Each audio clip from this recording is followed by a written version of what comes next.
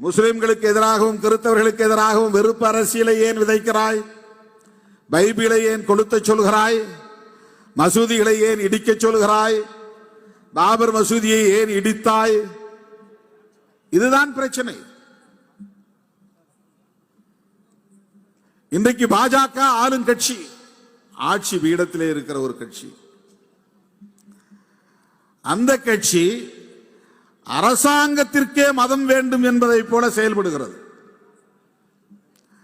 அம்பேத்கர் எழுதிய அரசமைப்பு சட்டம் பிற நாடுகளின் சட்டங்களில் இருந்து என்ன சிறப்பை பெற்றிருக்கிறது என்றால்,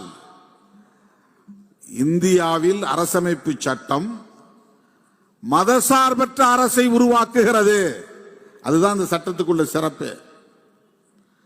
மதம் மக்களுக்கானது, அரசுக்கானதல்ல.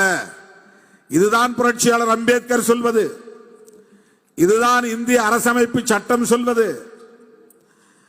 அரசாங்கம் எந்த மதத்தையும் சார்ந்திருக்க கூடாது, எந்த மதத்தையும் வளர்ப்பதற்கு நிதி செலவு செய்யக்கூடாது.